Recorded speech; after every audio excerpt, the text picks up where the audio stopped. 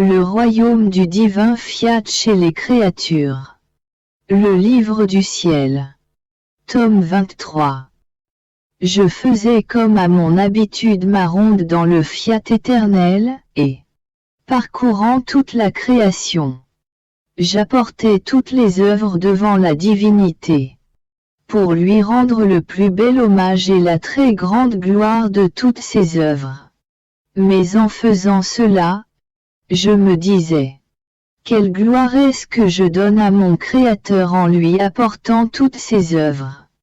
Jésus, se manifestant en moi, me dit, ma fille, en faisant cela, tu nous apportes la joie de nos œuvres accomplies.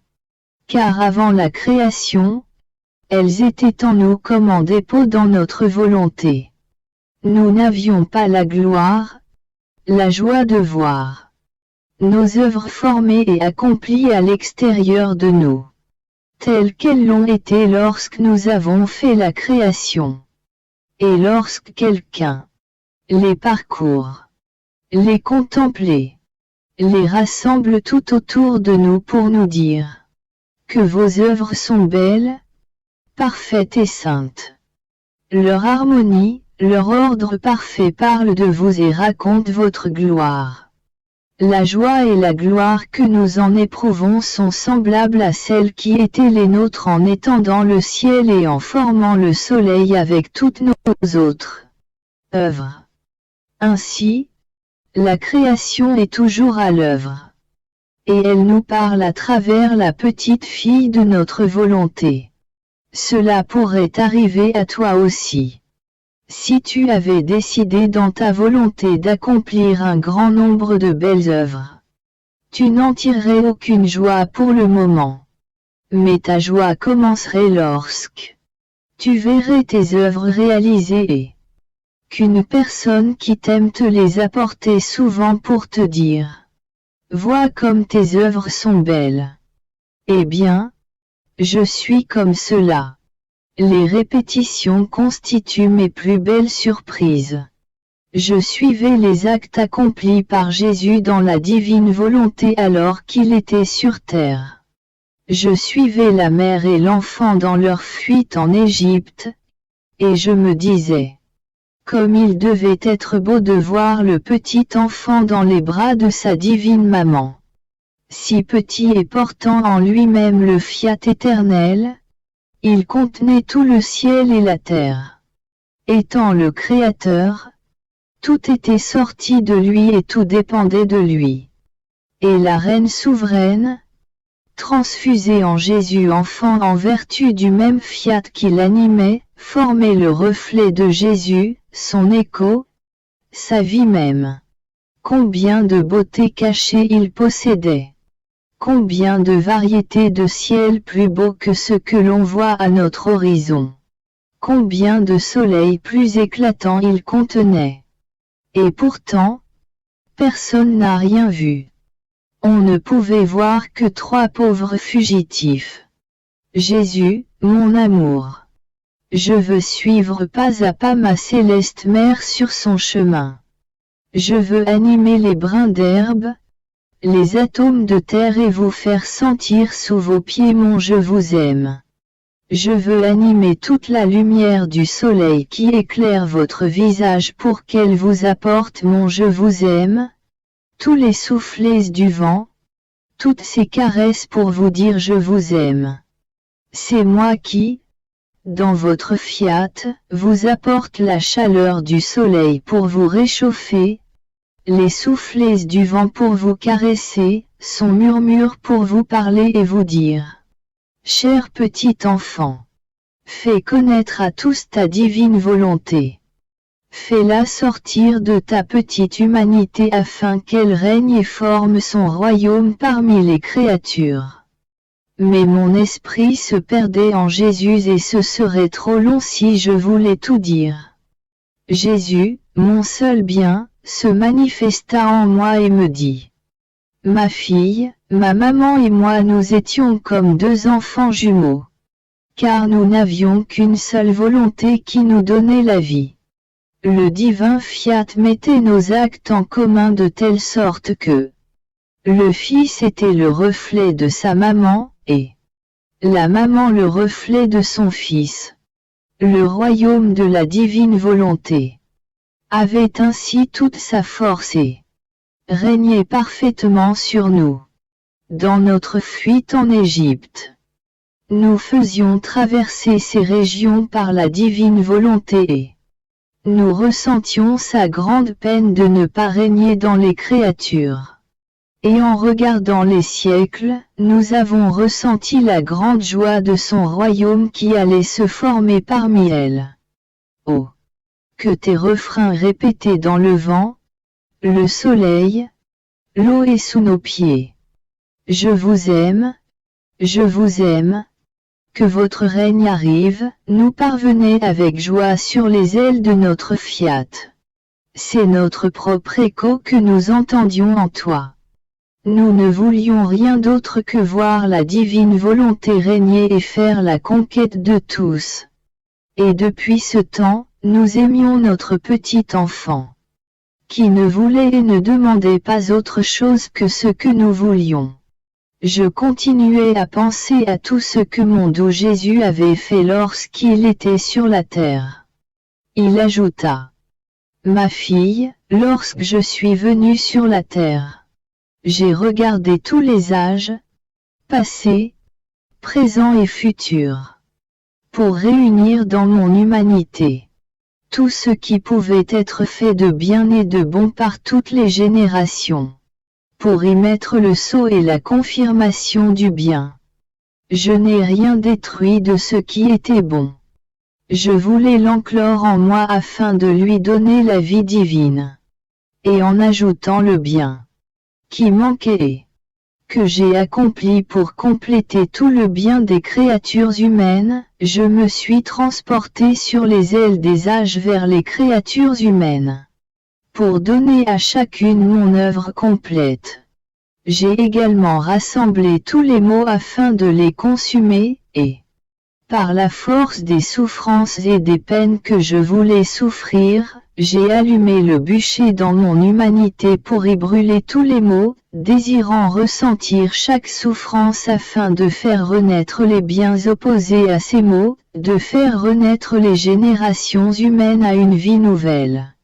Et puisque moi, en formant tous les remèdes possibles et imaginables pour tous les racheter, afin de les disposer à recevoir le grand bien du règne de ma volonté parmi eux, j'ai tout accompli, tout souffert et tout consumé. Il te faut toi aussi, afin de préparer mon royaume pour les créatures, enclore tout ce qui est bon et saint, et, par tes souffrances, consumer tous les maux, pour que la vie de ma divine volonté renaisse parmi les créatures. Tu dois être mon écho dans lequel je dois placer le dépôt d'où doit s'élever le royaume de mon Fiat. Suis-moi pas à pas. Tu sentiras la vie, le battement, le bonheur de ce royaume que j'ai en moi et qui veut sortir afin de régner parmi les créatures. Et mon amour pour ce royaume est si grand que, si j'ai permis que l'ennemi pénètre dans le jardin d'Éden, je ne lui permettrai pas de mettre le pied dans l'Éden du royaume de mon Fiat. Ainsi, je lui ai permis de m'approcher dans le désert pour l'affaiblir et le chasser, afin qu'il n'ose y pénétrer. Ne vois-tu pas combien ta présence terrorise l'ennemi et le met en fuite pour ne pas te voir? C'est la force de ma victoire qui le précipite, et, se sentant troublé, il s'enfuit. Tout est prêt pour le royaume de mon Fiat, il ne reste plus qu'à le faire connaître. Mon pauvre esprit parcourt toujours les interminables confins du suprême Fiat et mon pauvre cœur subit la torture de la privation de mon bien-aimé Jésus.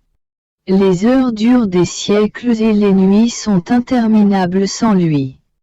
Et comme la douleur qui tombe sur ma petite âme est divine, son immensité me suffoque et m'écrase, et Je ressens tout le poids d'une peine éternelle. Oh Dieu saint! Comment pouvez-vous m'enlever cette vie que vous voulez vous-même que je possède? Comment pouvez-vous me placer dans l'impossibilité de vivre, et de vivre en mourant? Parce que la source de votre vie n'est pas en moi.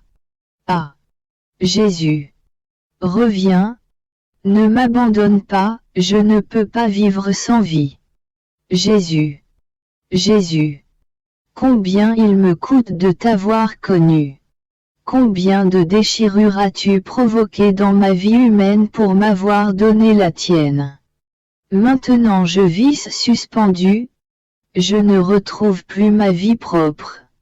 Car avec tes stratagèmes, tu me l'as volée. Je ressens à peine la tienne, mais je suis comme déchiré par la forte éclipse de lumière de ta volonté.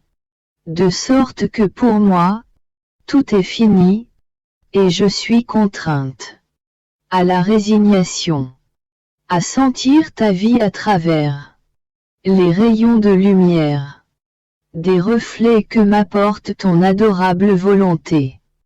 Je ne peux plus continuer ainsi. Jésus, reviens vers celle qui t'aimait tant et à qui tu as dit que tu l'aimais. Voilà que maintenant, tu as eu la force de l'abandonner. Reviens une fois pour toutes et décide de ne plus jamais me quitter. Mais alors que j'épanchais ma souffrance, Jésus se manifesta en moi. Et abaissant la lumière qui l'éclipsait, il étendit les bras pour me serrer très fort et me dit: Ma fille, ma pauvre petite, courage. C'est ma volonté qui veut avoir la première place en toi. Mais je n'ai pas à décider de ne pas te quitter. Ma décision a été prise lorsque tu as décidé de ne plus me quitter. Il y a eu alors un vol de vie des deux côtés, de ton côté et du mien, avec cette différence qu'avant, tu me voyais sans l'éclipse de la lumière de mon fiat qui était à l'intérieur de moi. À présent que mon fiat veut prendre vie en toi, il s'est dédoublé en sortant de moi. Il a enclos mon humanité dans sa lumière et tu ressens maintenant ma vie à travers les reflets de sa lumière. Comment alors peux-tu craindre que je te quitte? Or, tu dois savoir que mon humanité a refait en elle-même tous les actes rejetés par les créatures et ma divine volonté, en se donnant à elle, voulait qu'elle les accomplisse. Je les ai tout refaits et je les ai déposés en moi afin de former son royaume, attendant le temps propice, pour les faire sortir de moi et pour les déposer dans les créatures comme fondement de ce royaume. Si je n'avais pas fait cela, le royaume de ma volonté n'aurait pas pu prendre place parmi les créatures. Parce que moi seul, Dieu et homme à la fois, j'étais capable de me substituer à l'homme, de recevoir en moi toutes les œuvres que les créatures étaient censées recevoir et accomplir, et de les leur communiquer. Car en Éden, les deux volontés, humaine et divine, demeuraient en une sorte d'hostilité, du fait que la volonté humaine s'opposait à la volonté divine. Et toutes les autres offenses en étaient la conséquence. J'ai dû par conséquent commencer par refaire en moi tous les actes opposés au divin fiat et lui faire étendre son royaume en moi. Si je ne réconciliais pas ces deux volontés opposées, comment pouvais-je former la rédemption? Le premier acte que j'ai accompli sur terre fut donc de rétablir cette harmonie, cet ordre, entre les deux volontés afin de former mon royaume. La rédemption en était comme la conséquence. Il fallait que j'efface les conséquences du mal que la volonté humaine avait produite. J'ai donné des remèdes très efficaces pour manifester le grand bien du royaume de ma volonté.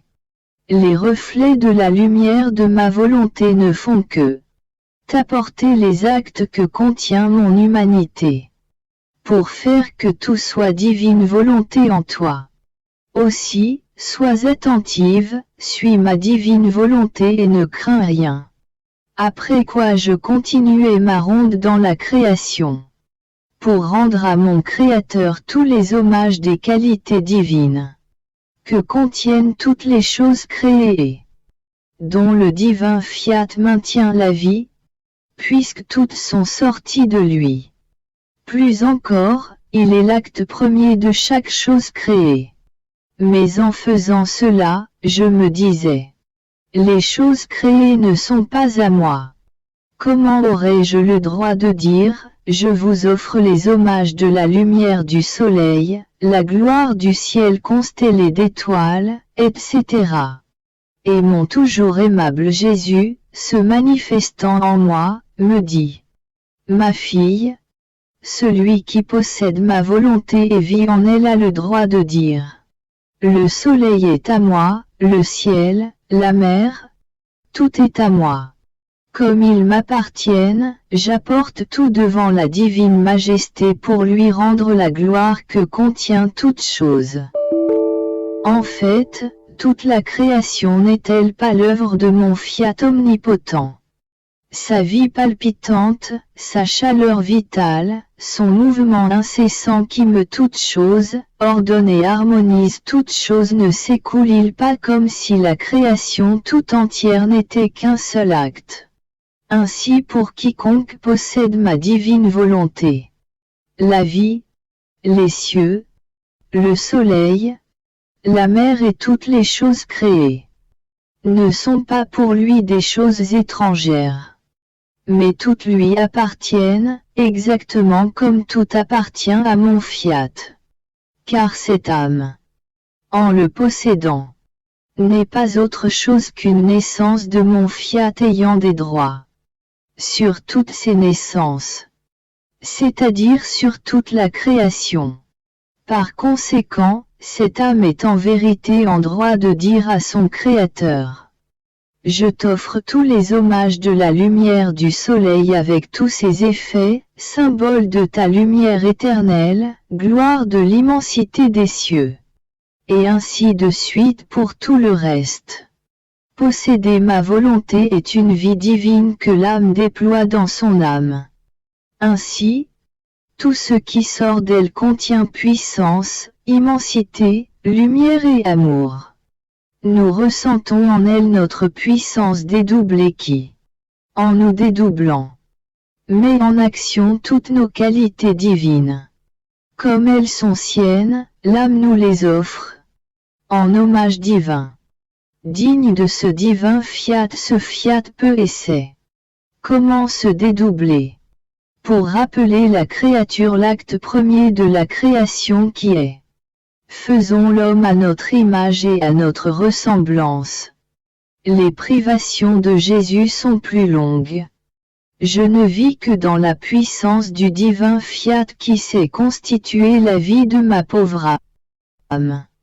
Il me semble que mon bien-aimé Jésus, en me confiant à lui, ne se cache derrière les rideaux de sa lumière, que pour m'espionner et voir si je suis toujours son adorable volonté.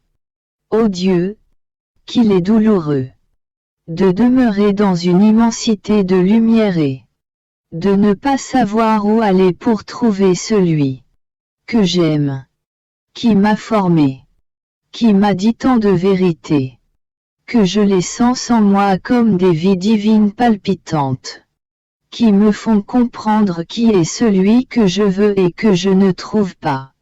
Ah! Jésus! Jésus! Reviens!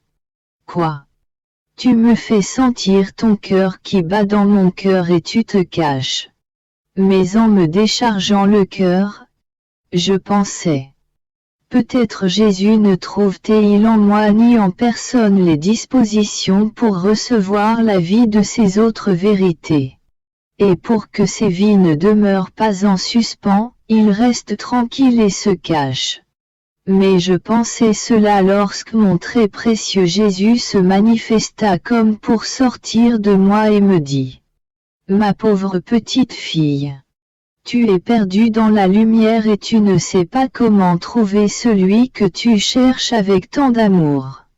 La lumière forme de hautes vagues et constitue les barrières qui t'empêchent de me voir. Mais ne sais-tu pas que c'est moi qui suis cette lumière? Cette vie et ce battement de cœur que tu sens en toi. Comment ma volonté pourrait-elle jamais avoir sa vie en toi, si ton Jésus n'était pas en toi? Lui qui a ouvert la voie au développement de ma volonté dans ton âme. Alors, calme-toi. Tu dois maintenant savoir que quiconque doit être un porteur de bien doit centraliser en lui-même toute la plénitude de ce bien. Sinon, le bien ne trouverait pas la voie par où sortir. À présent que tu dois centraliser en toi le royaume de ma volonté, il faut que rien n'y manque, pour que sa lumière te dispose à recevoir toutes les vérités nécessaires à la formation de son royaume. Si les autres créatures ne sont pas disposées à recevoir toutes les vies des vérités de mon fiat, je ne te donnerai pas la capacité de les manifester. Comme cela arrive si souvent. Mais à toi qui en es le dépositaire, rien ne doit te manquer. C'est ce qui s'est passé avec la Reine du Ciel qui devait être dépositaire du Verbe incarné et me donner aux générations humaines. En elle j'ai centralisé tous les biens des rachetés et tout ce qui convenait pour être capable de recevoir la vie d'un Dieu. Pourquoi ma maman détient la souveraineté sur toutes les créatures et sur chacun des actes et des biens dont elles sont capables, de telle sorte que, si les créatures pensent saintement, elle est le canal de ces saintes pensées et en conserve la souveraineté. Si les créatures parlent, œuvrent ou marchent saintement. Le commencement de tout cela descend de la Vierge. Elle détient par conséquent les droits et la souveraineté sur les paroles, les pas et les œuvres. Il n'y a pas de bien qui soit fait sans descendre d'elle. Car, si elle a été la cause première de l'incarnation du Verbe, il n'est que juste qu'elle soit le canal de tous les biens et qu'elle détienne les droits de souveraineté sur toutes choses. C'est ce qui s'est passé également avec moi qui, devant être le Rédempteur de tous, devait contenir en moi tous les biens de la rédemption. Je suis le canal, la source, la mer d'où sortent tous les biens des rachetés. Je possède par nature le droit de souveraineté sur tous les actes des créatures et sur tout le bien qu'elles accomplissent. Notre règne n'est pas comme celui des créatures qui dominent et règnent sur les actes extérieurs des autres créatures, et même pas sur tous leurs actes extérieurs, mais des actes intérieurs. Elles ne savent rien et n'ont pas non plus sur ces actes le droit de souveraineté. Car la vie, la pensée et la parole de leurs dépendants ne sortent pas d'elles. Au contraire, c'est de moi que sort la vie de toutes les œuvres intérieures et extérieures des créatures. Ainsi, au-dessus de chacun des actes des créatures devrait s'attacher l'acte de la céleste mère et le mien qui, en souverain, les forme, les dirige et leur donne vie. Je continuai après cela à suivre ma ronde dans la divine volonté, m'unissant à l'unité que mon premier père Adam possédait avant le péché, mon doux Jésus ajouta: Ma fille, tu n'as pas bien compris ce que signifiait unité. Unité veut dire centralisation et commencement de tous les actes des créatures, passés, présents et futurs. Ainsi, avant le péché, quand Adam possédait notre unité, il contenait dans ses pensées l'unité de toutes les pensées des créatures, l'unité de toutes les paroles, toutes les œuvres et tous les pas. Je trouvais par conséquent en lui, dans mon unité, le commencement et la fin de tous les actes des générations humaines. Adam, dans mon unité, contenait chacun et possédait toutes choses. Ainsi, toi, ma fille, en t'élevant jusqu'à cette unité abandonnée par lui, tu prends sa place et en te mettant au commencement de tous et de tout, tu contiens en toi les actes mêmes d'Adam avec la continuation de tous les actes des créatures. Vivre dans ma divine volonté signifie: je suis le commencement de tous et c'est de moi que tout descend comme tout descend du divin fiat. Je suis par conséquent la pensée, la parole, l'œuvre et le pas de chacun. Je prends tout et j'apporte tout à mon Créateur. On comprend qu'Adam devait posséder et enclore l'humanité tout entière. S'il ne s'était pas retiré de notre volonté et s'il avait toujours vécu dans notre unité, c'est pourquoi, s'il avait fait cela, les générations humaines auraient vécu dans notre volonté. Et par conséquent, une aurait été la volonté, une l'unité, un l'écho de tous, et tout étant mis en commun, chacun aurait enclos toute chose en lui-même. Mon envol dans le divin fiat est continuel. Il me semble que tout est fini avec Jésus et ses communications. D'autant plus qu'elles ne sont pas en mon pouvoir. Si mon Jésus n'a pas la bonté de me dire autre chose, je resterai toujours la petite ignorante. Car sans lui je ne peux pas continuer et je suis incapable d'écrire un seul mot de plus. Je dois donc m'habituer et me contenter de vivre seul avec la divine volonté qui ne me quitte jamais. Je sens d'ailleurs qu'elle est incapable de me quitter, car je la trouve en moi, en dehors de moi et dans chacun de mes actes. Avec l'immensité de sa lumière, elle se prête à donner vie à mes actes. Il n'y a pas de point où je ne la trouve.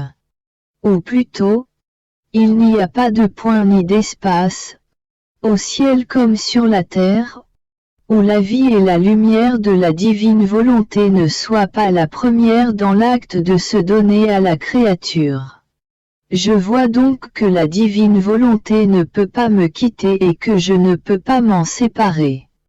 Nous sommes inséparables. Elle ne me fait pas comme Jésus ces petites escapades. Au contraire, si je ne fais pas d'elle l'acte premier de mes actes, elle est triste et se plaint que ses actes, sa lumière et sa vie n'aient pas la première place dans mes actes. Ô divine volonté, combien tu es admirable, aimable et insurpassable. Plus je vais et mieux je te comprends et je t'aime. Mais alors que mon pauvre esprit se perdait dans le fiat, monde où Jésus se manifesta en moi et me dit: ma fille, ma volonté est parmi les créatures comme le centre de vie. Comme le cœur humain, ma volonté peut être appelée reine de leur nature.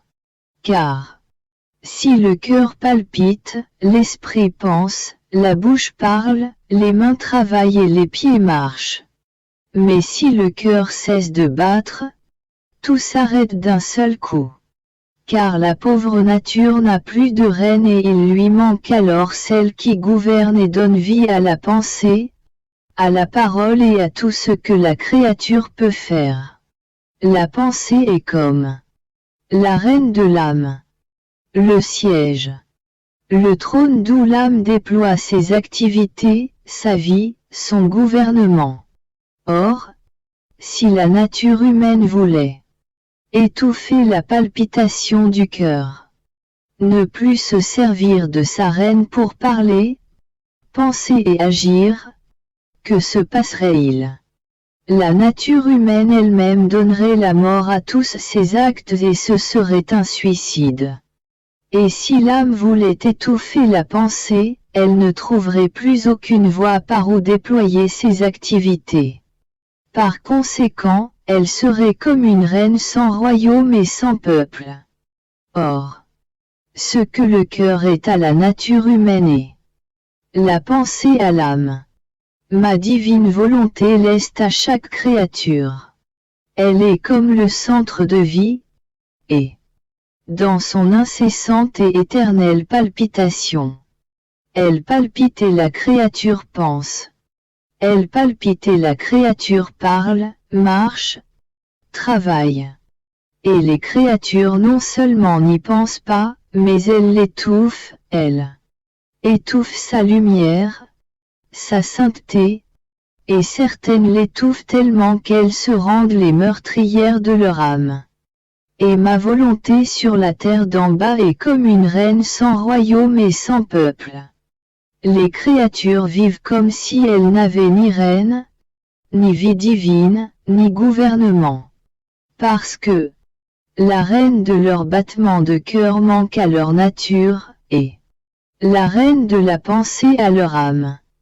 Et comme en raison de son immensité ma volonté englobe toutes les créatures et toutes choses, elle est contrainte de vivre étouffée en elle-même parce qu'il n'y a personne pour recevoir sa vie, son acte, son régime. Mais elle veut former son royaume sur la terre. Elle veut avoir son peuple élu et fidèle. Aussi, même si elle demeure au milieu des créatures, elle vit inconnue et étouffée. Mais elle n'arrête pas. Elle ne quitte pas les créatures pour se retirer dans ces célestes régions. Mais elle persiste à rester au milieu d'elles pour se faire connaître. Elle voudrait faire connaître à toutes les créatures le bien qu'elle veut faire. Ses lois célestes. Son amour insurmontable. Son cœur qui palpite la lumière, la sainteté, l'amour, les dons, la paix et le bonheur qu'elle veut pour les enfants de son royaume. C'est la raison pour laquelle sa vie et ses connaissances sont en toi. Pour que tu fasses connaître ce que signifie la divine volonté. Et je prends plaisir à me cacher dans ma volonté même, afin de lui laisser tout l'espace et le développement de sa vie en toi. Je pensais à la divine volonté et des milliers de pensées envahissaient mon pauvre esprit. Elle ressemblait à autant de lumière vive qui se levait pour s'unir ensuite à la lumière du soleil éternel de ce fiat qui n'a jamais de coucher. Mais qui peut dire ce que je pensais? Je pensais à toutes ces connaissances que Jésus m'avait dites sur la divine volonté, et comment chacune d'elles apporte une vie divine dans l'âme, avec le sceau d'une rareté de beauté et de bonheur, mais toutes distinctes les unes des autres, et que la divine volonté fait partager à celle qui a le bonheur de la connaître et de l'aimer. Aussi, je me disais, une connaissance de plus ou de moins fera une grande différence entre une âme et une autre. Et j'étais triste en pensant à mes confesseurs décédés qui tenaient tant à ce que j'écrive ce que mon bien-aimé Jésus me disait sur la divine volonté. J'étais triste pour le vénérable père Di Francia qui avait fait tant de sacrifices. Il était venu de loin, avait encouru des dépenses pour la publication, et au moment où tout allait commencer, Jésus l'a appelé au ciel. Alors, sans avoir toutes ces connaissances concernant le fiat, ils ne posséderont pas toutes les vies et les raretés de beauté et de bonheur que contiennent ces connaissances.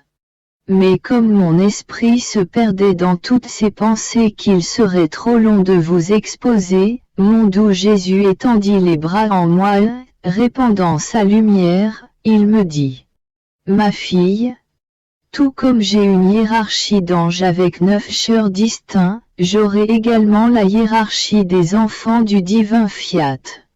Elle aura 9 chers et ils seront distincts les uns des autres par la variété des beautés qu'ils auront acquises par les connaissances de mon fiat, les uns plus et les autres moins. Ainsi chaque connaissance additionnelle de ma divine volonté est une création nouvelle qu'elle forme dans les créatures. Une création nouvelle de bonheur et de beauté inaccessible. Car c'est une vie divine qui coule en elle et apporte toutes les nuances de beauté de celui qui les manifeste. Toutes les notes et tous les sons de joie et de bonheur de notre être divin. Notre paternelle bonté découvre sa vie, sa beauté et son bonheur au point de créer sa vie au sein des créatures, et lorsque celles-ci ne sont pas intéressées à la connaître, n'est-il pas juste qu'elles ne reçoivent en héritage ni la beauté ni les sons de nos joies? Elles ne prendront que ce qu'elles ont connu. C'est pourquoi il y aura différents chers dans la hiérarchie du royaume de ma divine volonté. Si tu savais quelle différence il y aura entre celles qui apportent mes connaissances depuis la terre et celles qui les acquièrent au ciel. Les premières les auront en propre comme en héritage. La nature des beautés divines se verra en elles et elles entendront les mêmes sons de joie et de bonheur que leur Créateur forme pour elles et leur fait entendre. Par contre, dans les secondes, on ne verra pas en elles la nature des beautés divines et elles ne les auront pas en propre comme en héritage. Elles les recevront comme un effet de la communication des autres, un peu comme la terre reçoit les effets du soleil. Mais la terre ne possède pas la nature du soleil. Par conséquent, les âmes qui posséderont toutes les connaissances formeront le chur le plus élevé et les autres churs seront formés en fonction de ce que savent les créatures. Mais toutes celles qui auront acquis ces connaissances, entièrement ou en partie, porteront le noble titre d'enfants de mon royaume. Parce que ces connaissances sur mon fiat. Pour qui a le bonheur de les connaître. Afin d'en faire sa propre vie, ont la vertu d'ennoblir les créatures. De faire couler en elles les fluides vitaux de la vie divine. De les élever jusqu'à leur origine première. Elles sont comme le pinceau du faisons l'homme à notre image et à notre ressemblance, qui peint l'image du Créateur dans la créature. Quant aux âmes qui auront un peu plus ou un peu moins de connaissances, leur noblesse ne sera pas détruite. Il arrivera ce qui se passe par exemple dans une famille noble qui a beaucoup d'enfants. Certains d'entre eux se lancent dans les études. D'autres s'adonnent aux beaux-arts. Par conséquent, les premiers s'élèvent plus haut, obtiennent des postes plus élevés et plus honorifiques. En raison de leur science, ils font aussi plus de bien dans le peuple, ce que les autres frères ne font pas. Mais malgré que les premiers s'élèvent très haut en raison de leur sacrifice, cela ne détruit pas le caractère noble des autres frères, car ils ont tous en eux le noble sang de leur père. C'est pourquoi ils sont noblement vêtus et se comportent avec noblesse dans leurs paroles et dans leurs actes. Les enfants de mon fiat seront tout nobles. Ils perdront la rudesse de leur volonté humaine, les misérables haillons de leur passion. L'obscurité des doutes et des craintes sera chassée par la lumière de mes connaissances qui les plongera tous dans une mer de paix. Par conséquent, tes confesseurs qui sont passés à l'autre vie seront comme le prélude des enfants de ma volonté. Car le premier a tant sacrifié et tant travaillé à aider le petit chant de ton âme. Et même, si je te parlais alors très peu de mon fiat, parce qu'il fallait d'abord que je t'y dispose, il sera comme le premier héros. le lever de soleil qui annonce le jour du royaume de ma volonté. Tes deuxième et troisième confesseurs, qui ont tant participé et connaissaient une grande partie des connaissances de mon royaume, et qui ont fait tant de sacrifices, spécialement le troisième qui voulait tellement qu'elle soit connue et qui s'est tant sacrifié par ses écrits. Ces deux-là seront comme le soleil qui s'élève et prend sa course pour former la pleine lumière du jour. Ceux qui suivront seront comme le plein midi du grand jour de ma volonté. Selon l'intérêt qu'ils ont eu et qu'ils auront, ils seront placés. Les uns à la première heure du jour de ma volonté. Les autres à la seconde ou à la troisième, et d'autres encore en plein midi. Et en ce qui concerne le père d'Ifrancia, avec tous ses sacrifices, son désir de faire connaître ma volonté allant jusqu'à en commencer la publication. Crois-tu que sa mémoire sera effacée dans cette grande œuvre de mon divin fiat simplement parce que je l'ai fait venir à moi au ciel? Non, non. Il occupera au contraire la première place, car venu de loin, il s'est mis à la recherche de la chose la plus précieuse qui puisse exister au ciel et sur la terre. De l'acte qui me glorifiera le plus.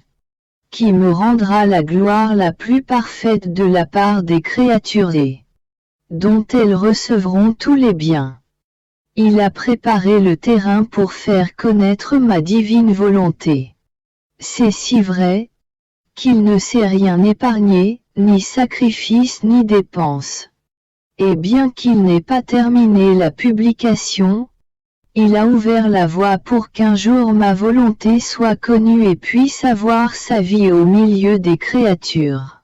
Qui pourrait jamais faire que le père d'Ifrancia n'ait pas été le premier à faire connaître le royaume de ma volonté. Et parce que sa vie s'est éteinte, la publication ne serait pas achevée. Aussi, lorsque cette grande œuvre sera connue, son nom et sa mémoire seront comblés de gloire et de splendeur, et il possédera le premier acte dans une œuvre si grande, au ciel comme sur la terre. En fait, pourquoi se dispute-t-on pour garder les écrits de mon divin fiat?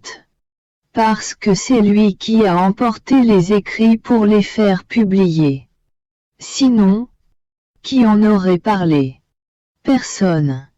Et s'il n'avait pas fait comprendre l'importance et le grand bienfait de ses écrits, personne ne s'y serait intéressé. Ma fille, ma bonté est si grande que je récompense justement et surabondamment le bien que peut faire la créature, spécialement dans cette œuvre de ma volonté à laquelle j'attache tant d'importance. Que ne vais-je pas accorder à celui qui s'emploie et se sacrifie pour mettre en sûreté les droits de mon fiat éternel?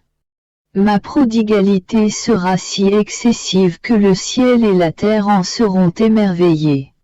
En entendant cela, je me disais, si ces connaissances recèlent tant de bien et si mon dos Jésus continue à révéler d'autres connaissances sur son fiat à d'autres âmes, n'est-ce pas à elle que sera attribuée cette grande œuvre?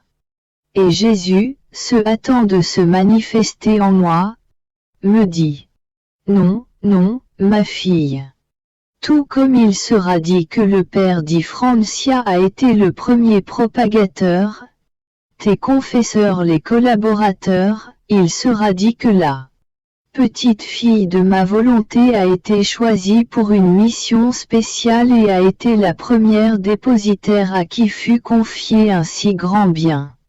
Imagine une personne qui a fait une importante invention. Il est possible que d'autres la propagent, la diffusent, l'imitent et la développent, mais personne ne pourra dire « Je suis l'inventeur de cette œuvre ».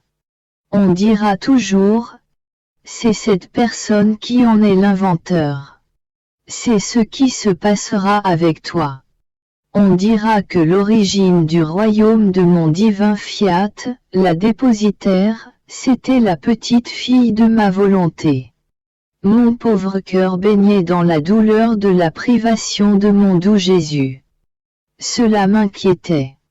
J'étais suffoqué par la souffrance et j'aurais tout donné pour trouver celui qui était la cause de ma torture, pour lui dire ma détresse.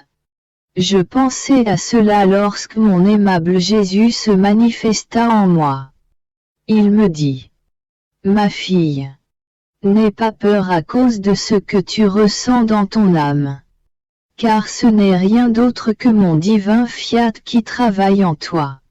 Il enclôt tout en toi, toute chose et toute créature, tous les siècles, passés et à venir, de façon à ce que la volonté suprême puisse jeter en toi la semence de tout ce qu'elle a fait dans la création, afin de recevoir de toi, pour tous ses actes, les satisfactions et l'échange que lui doivent les créatures.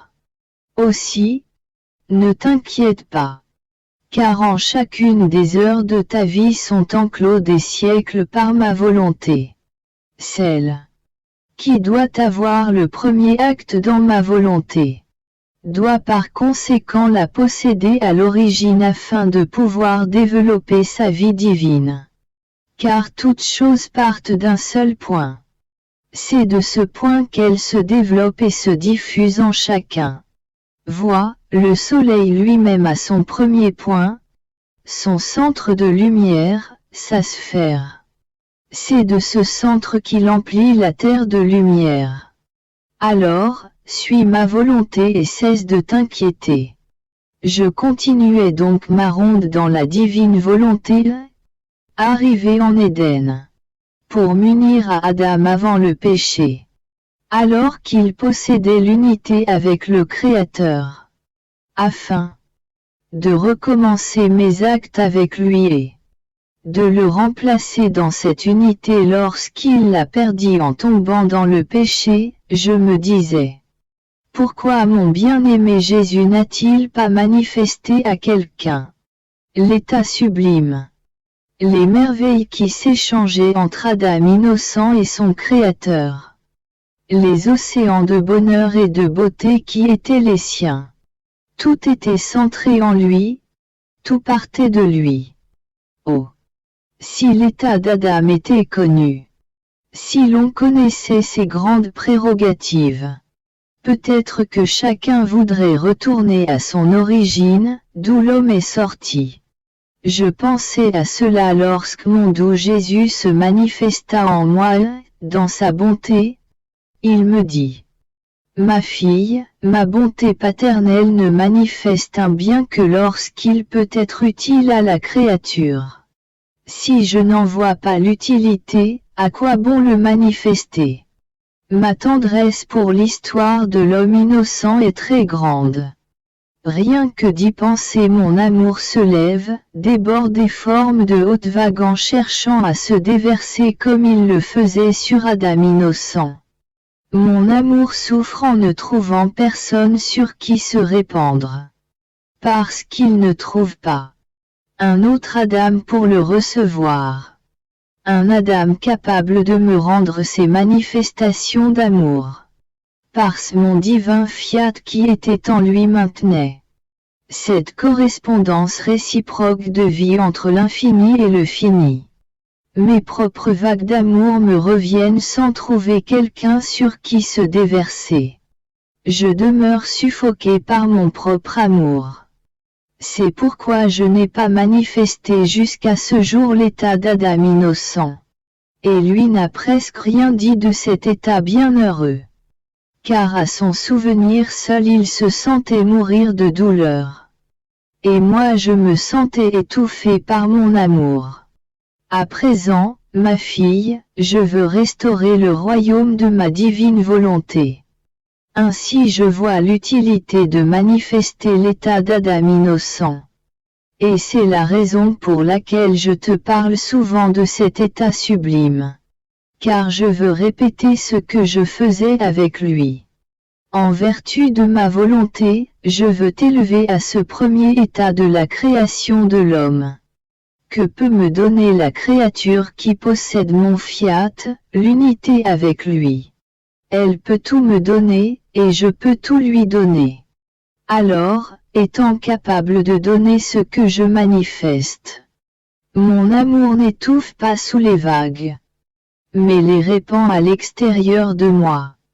Et en les voyant reproduites dans la créature, mon amour s'en réjouit, se sent poussé à révéler ce que la créature ne connaît pas encore, pour son utilité et pour son bien.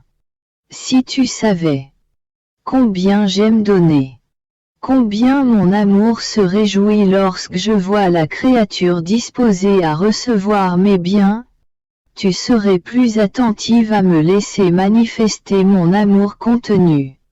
Après quoi il se tut. Me sentais submergé dans la divine volonté. C'est merveille. Ce que l'âme peut faire en possédant sa volonté, tout cela me captivait et je me sentais, toute petite, plongée dans la mer de lumière du fiat, et, en nageant dans cette mer, je soulevais des vagues de lumière teintées de nuances de beauté variées qui allaient se déverser dans le sein de mon Créateur. Et la céleste bonté paternelle, se voyant entourée par les vagues de sa petite enfant, envoyait ces vagues vers moi. Ô suprême volonté, que vous êtes admirable, aimable et désirable plus que la vie elle-même. Vous m'aimez tant que vous me faites rivaliser avec mon Créateur. Voulez me faire l'égal de celui qui m'a créé. Mais alors que mon esprit se perdait dans le fiat, mon doux Jésus ajouta, « Ma fille, celui qui possède l'unité de ma volonté est maître d'agir et de faire autant de bien qu'il veut, car il a en lui la source du bien. Il l'a à sa disposition et sent en lui la touche continuelle de son Créateur, les vagues de son amour paternel, et il se sentirait trop ingrat s'il ne formait pas lui-même ces vagues. D'autant plus qu'il sent couler en son âme, dans sa petite mer, la mer immense de celui qui l'a créé. Par contre, quiconque n'a pas cette unité, ne possède pas non plus cette source. Il a par conséquent besoin, s'il veut faire le bien, de la divine libéralité pour chaque acte bon qu'il veut accomplir. C'est presque acte par acte qu'il doit demander la grâce de pouvoir accomplir le bien qu'il veut faire. Mais pour qui possède mon unité, le bien se convertit en nature, et il lui suffit de vouloir agir pour trouver la source du bien en lui-même, et il agit. Je continuais à rester entièrement abandonné dans la sainte divine volonté en suivant autant que je le pouvais ces actes innombrables. Car leur multiplicité est telle que souvent je suis incapable de les suivre ou de les compter, et je dois me contenter de les regarder, mais sans les embrasser. Son activité surpasse l'acte humain de manière incroyable. Il n'appartient donc pas à ma petitesse de tout faire, mais de faire ce que je peux et de ne jamais sortir des œuvres du divin fiat. Après quoi, comme mon pauvre esprit se perdait dans les œuvres de la divine volonté, mon doux Jésus se manifesta en moi et me dit, « Ma fille, notre paternelle bonté a créé l'homme afin de pouvoir le tenir sur nos genoux pour qu'il soit continuellement heureux et qu'il soit la joie perpétuelle de son Créateur. Et pour cela, nous le tenions sur nos genoux.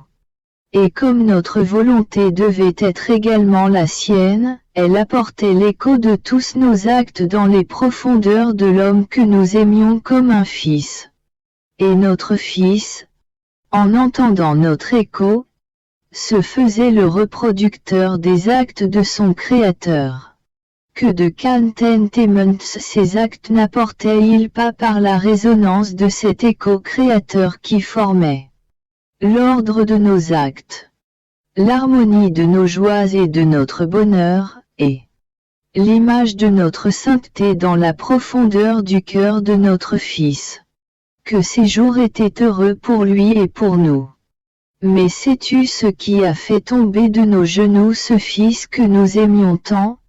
La volonté humaine.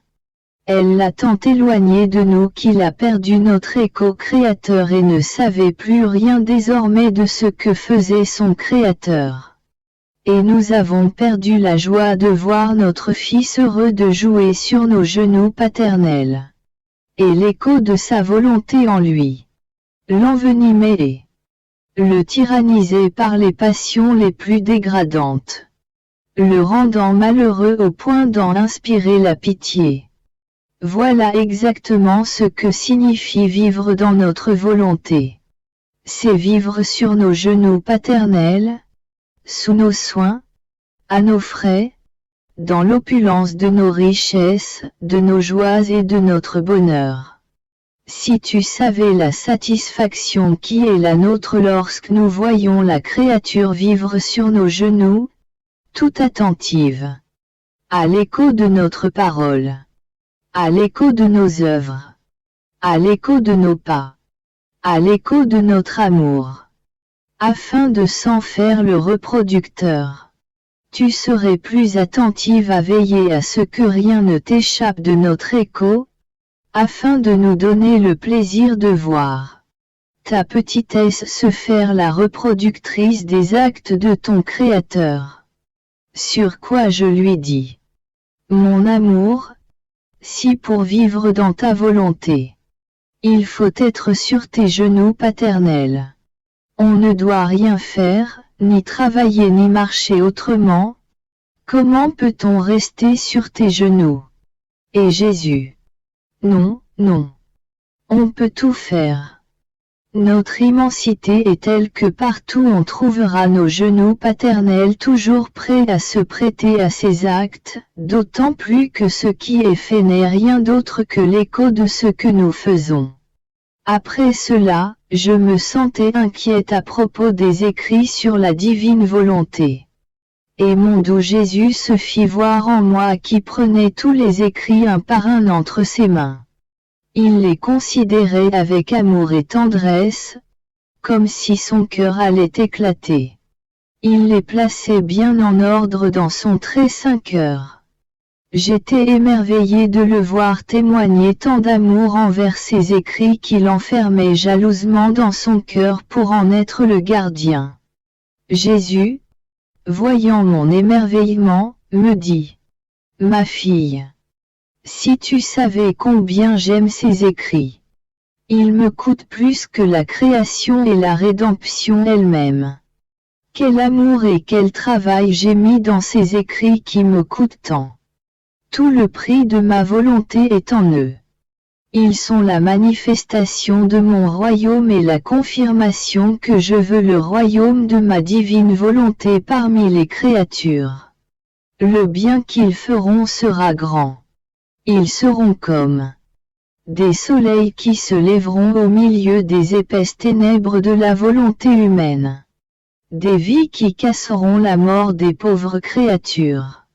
Ils seront le triomphe de toutes mes œuvres, la narration la plus tendre, la plus convaincante, de la force avec laquelle j'aime et j'ai aimé l'homme. C'est pourquoi je les aime si jalousement que je veux en être le gardien dans mon divin cœur. Et je ne permettrai pas qu'un seul mot en soit perdu. Qu'ai-je mis dans ces écrits? Tout. Des grâces surabondantes. Une lumière qui illumine, réchauffe et féconde.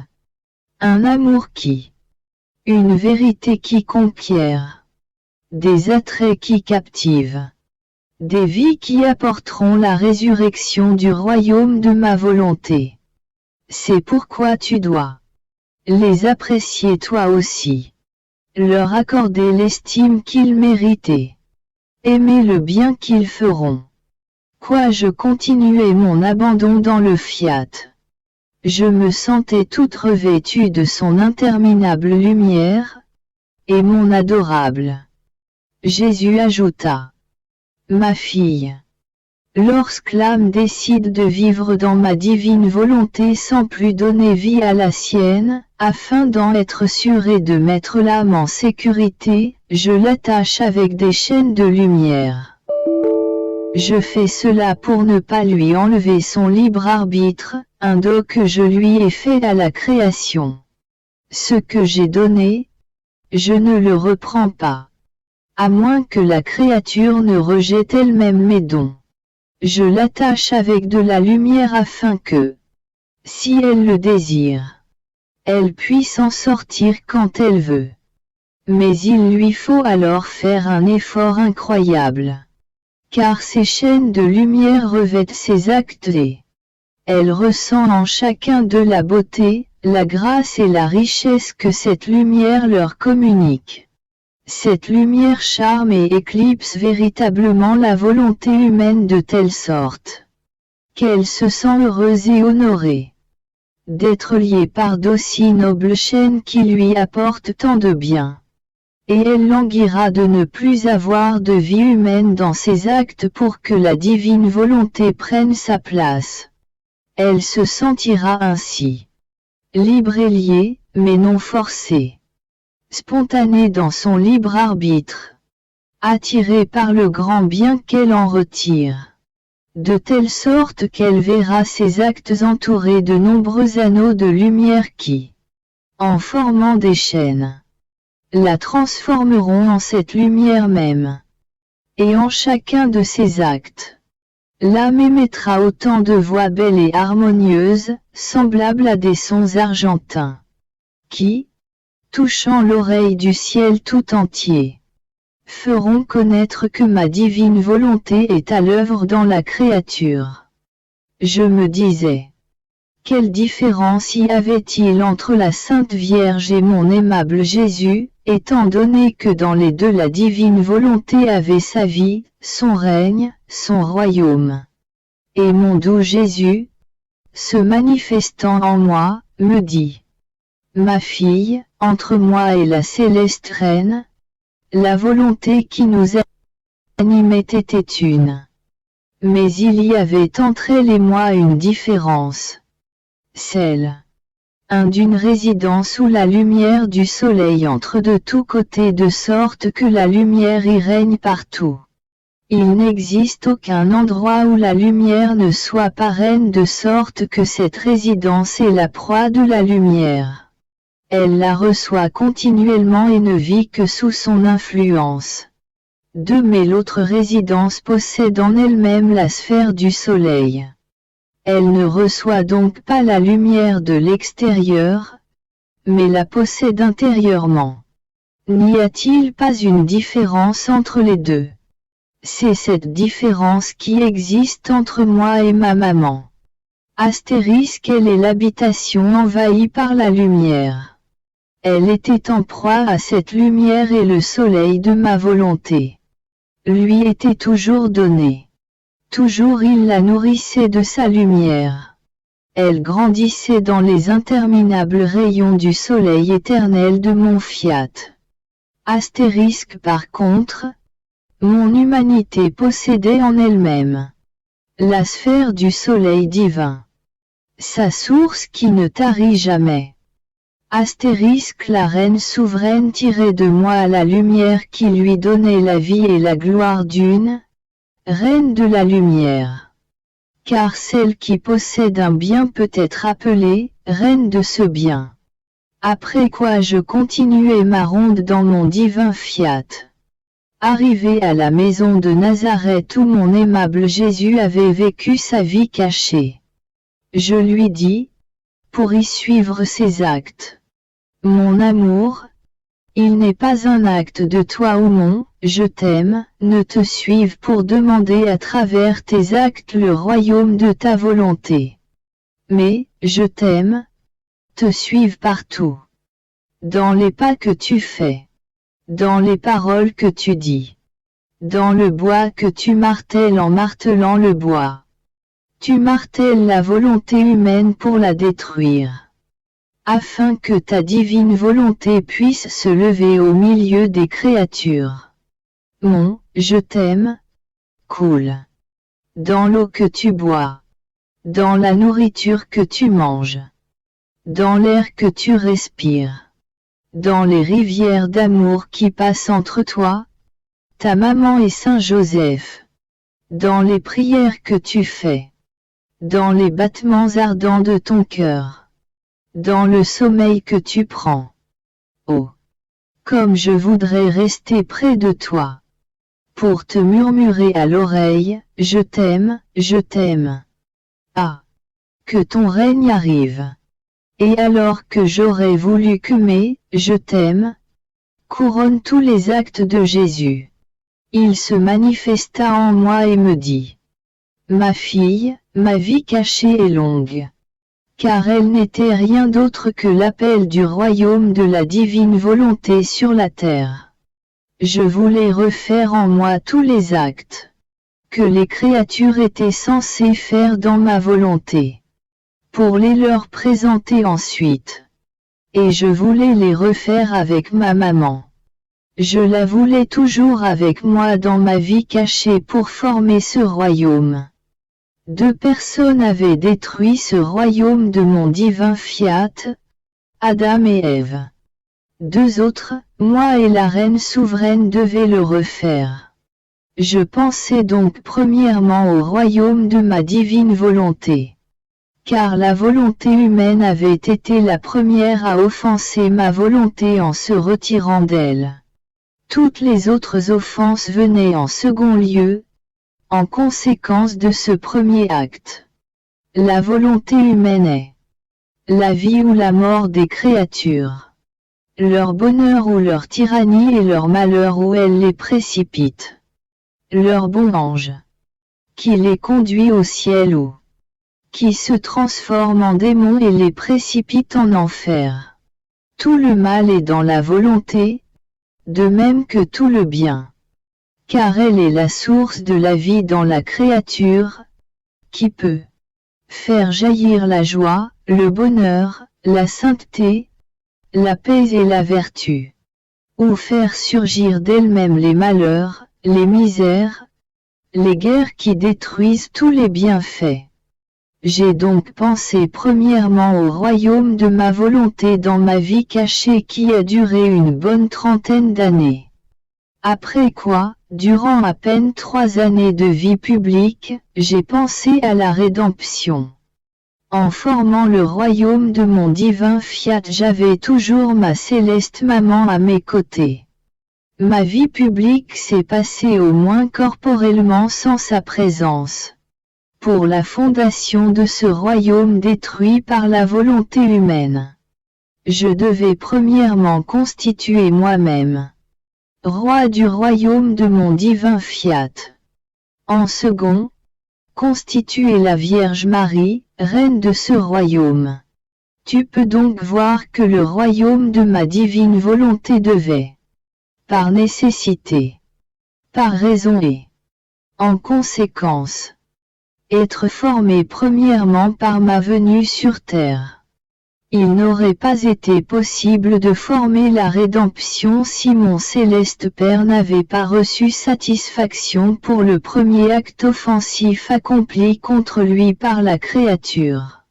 Le royaume de ma volonté est donc formé. Il ne reste plus qu'à le faire connaître. C'est pourquoi je ne fais que te suivre, pour te présenter les actes que j'ai accomplis dans la divine volonté, pour accompagner tes actes afin que la fondation de mes actes coule dans les tiens. Et je veille à ce que ta volonté n'ait aucune vie pour que ma volonté soit libre. Bref, j'agis avec toi comme avec une seconde mère, rappelant tous les actes accomplis avec la Vierge pour les déposer en toi. Par conséquent, sois attentive à suivre ma volonté en toutes choses. Que toute chose soit pour la gloire de Dieu et l'accomplissement de sa très sainte volonté.